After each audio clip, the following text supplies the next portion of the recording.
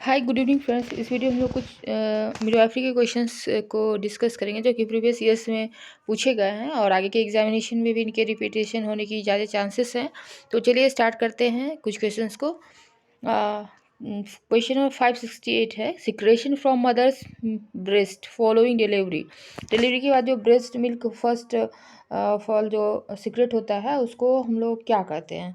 Options में देख लेते हैं, सीडेस्ट्रम, कोलेस्ट्रम, लोकिया एंड ल्यूकोरिया। तो ये होता है आपका कोलेस्ट्रॉम, ऑप्शन बी करेक्ट होगा। नेक्स्ट है, during pregnancy deficiency of which of the following leads to neural tube defect.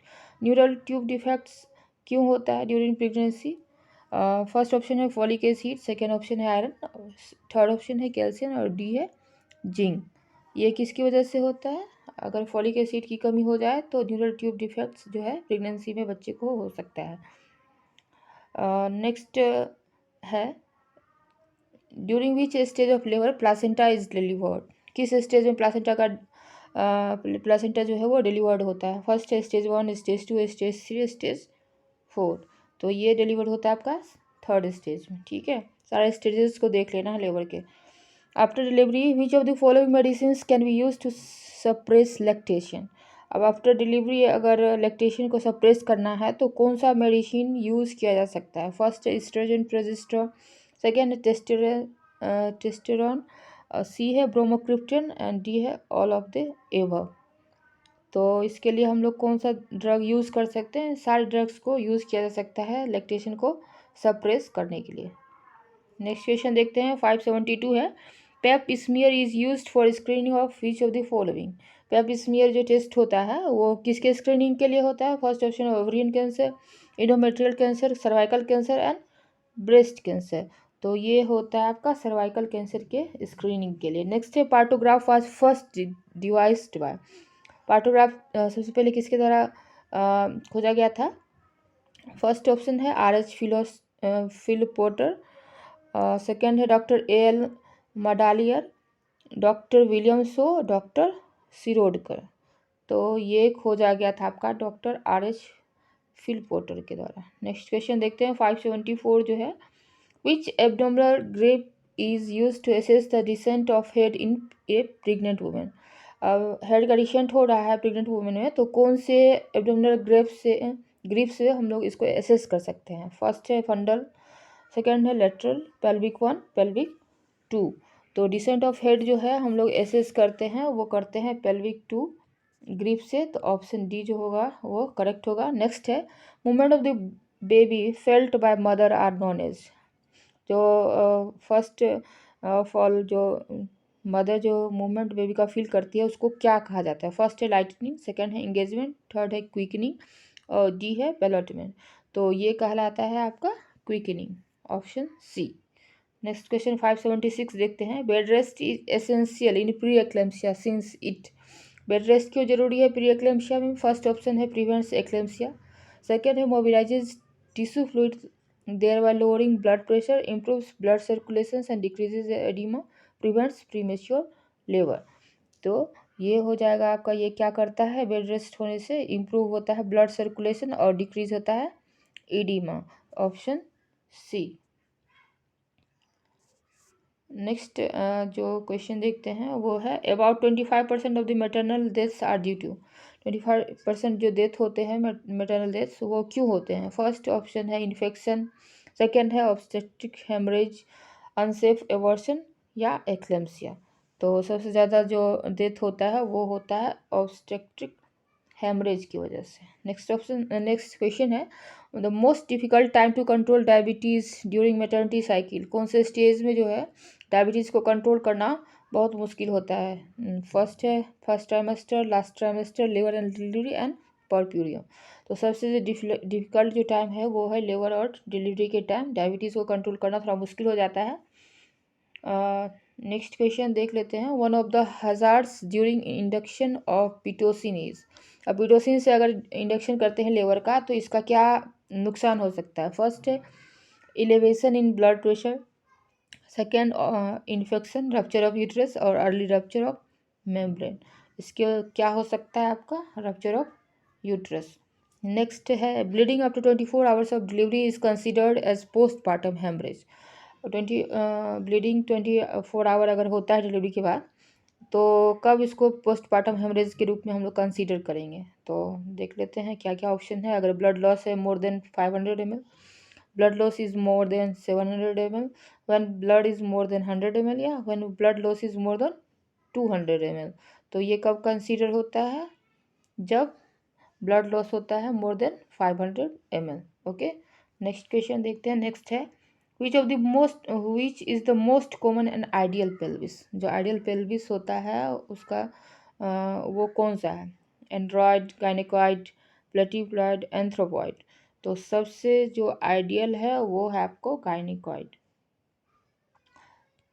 Option B correct होगा। नेक्स्ट है which hormone is helpful in growth of ovarian follicles. Ovarian follicle के growth के लिए सबसे ज़्यादा help जो है कौन सा हार्मोन करता है, FSH, LH, एस्ट्रोजन या प्रोजेस्टेरॉन। सबसे ज़्यादा हेल्प करता है आपका FSH।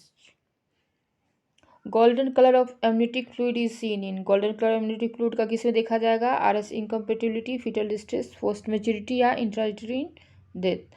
तो ये पाया जाता है आपका RS इनकम्पेबिलिटी में, golden colour of amniotic fluid. Next है additional amount of calorie that should be taken by a pregnant women. अगर प्रेग्नेंट कोई वुमेन है तो उसको कितना एक्स्ट्रा कैलोरी लेना है। फर्स्ट है 300, 500, 1000 या 100 किलो कैल्शियम। तो ये आपको लेना है ज़्यादा, 300 किलो कैलोरी।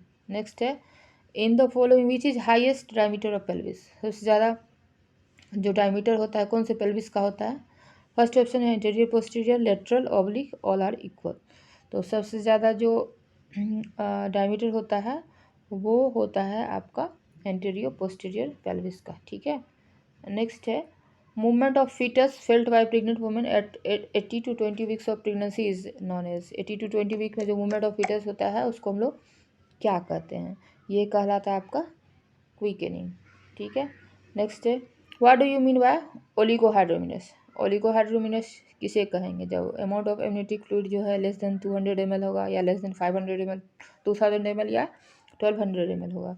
तो ये कहलाएगा, अगर लेस देन 200 ml आ गया एमनियोटिक फ्लूइड तो ये ओलिगोहाइड्रोमिनस कहलाएगा, ठीक है। नेक्स्ट है what is the commonest cause of PPH का जो कॉमन कॉज है वो क्या है, एटोनिसिटी ऑफ यूट्रस, सब इन्वोल्यूशन, बर्थ इंजरी और परपेरियल सेप्सिस। सबसे ज़्यादा कॉमन कॉज जो पीपीएच का हुआ एटोनिसिटी ऑफ यूट्रस। नेक्स्ट है टर्म पॉलीहाइड्रोमिनस मीन्स। पॉलीहाइड्रोमिनस क्या है, ओलिगोहाइड्रोमिनस देख लिए हैं, और पॉलीहाइड्रोमिनस क्या होता है। Immunity fluid more than 1000 ml, more than 1500 ml या 2000 ml या मोर देन 1200 ml।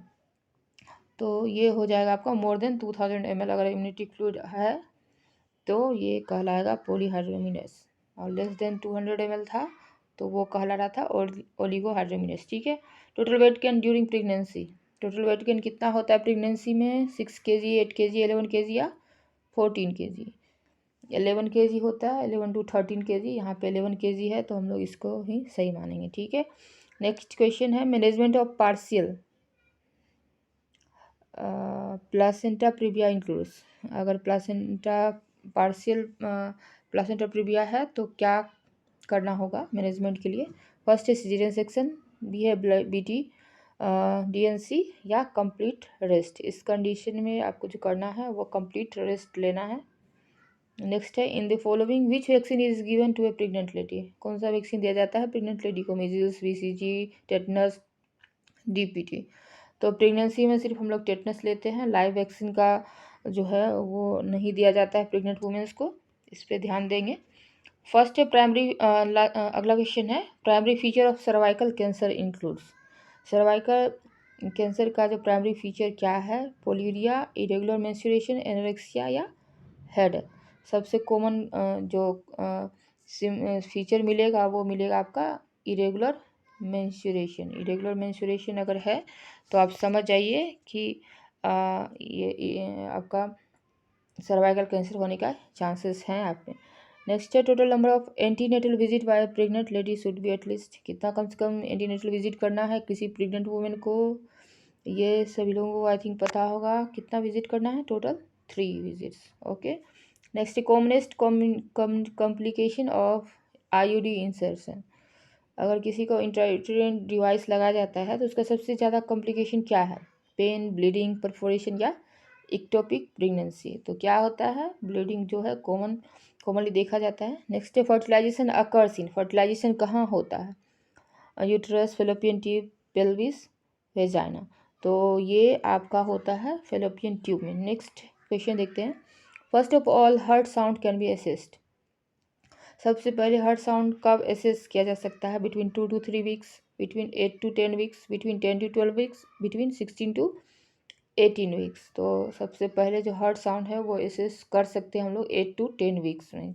ये क्वेश्चन भी बहुत इंपॉर्टेंट है। ऐसा क्वेश्चन जनरली इग्नू में या फिर अदर एग्ज़ाम्स में पूछे जाते हैं, तो आप इस पर थोड़ा सा अच्छे से देखेंगे। नेक्स्ट है in full term placenta part of foetal origin is about.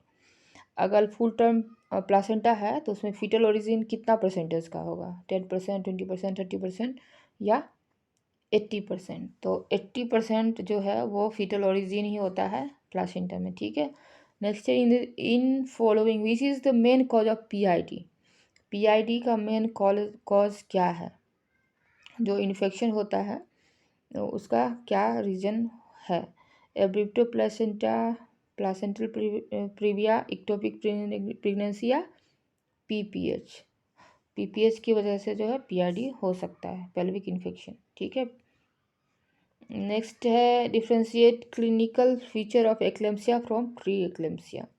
Pre eclampsia और एक्लेम्सिया को कैसे हम लोग डिफ्रेंशिएट कर सकते हैं? हाइपोटेंशन से, सीजर से, एडिमा या शॉक से। तो ये सीजर से जो है डिफ्रेंशिएट किया जा सकता है एक्लेम्सिया और प्री एक्लेम्सिया को। नेक्स्ट है during +2 station position of head is. अब ये स्टेशन आपको देखना होगा कौन से स्टेशन में पोजिशन ऑफ हेड कहाँ रहता है। तो यहाँ पे +2 स्टेशन पूछ रहा है, इसमें पोजिशन ऑफ हेड जो है वो कहाँ रहेगा? Below ischial spine, above ischial spine, behind ischial spine या just above the pelvic inlet. तो +2 स्टेशन में रहता है कहाँ पे? Below ischial spine. Last question देखते हैं। Complication of eclampsia include except. देखिए एक्सेप्ट वाला फिर क्वेश्चन पूछा है कि एक्लेम्सिया का कौन सा कॉम्प्लिकेशन नहीं है, ठीक है। Renal failure, cerebral haemorrhage, thrombocytosis, shock. तो कौन सा एक्लेम्सिया का कॉम्प्लिकेशन नहीं है? तो थ्रोम्बोसाइटोसिस जो है वो इसका फीचर नहीं है। बाकी रीनल फेल्योर, सेरिब्रल हेमरेज और शॉक ये सब एक्लेम्सिया में हो सकता है। तो आज के वीडियो में इतना ही। बाकी आगे के वीडियोस में हम लोग पेडियाट्रिक नर्सिंग के कुछ प्रीवियस ईयर्स के क्वेश्चंस को देखेंगे। ओके, तब तक के लिए बाय, गुड नाइट।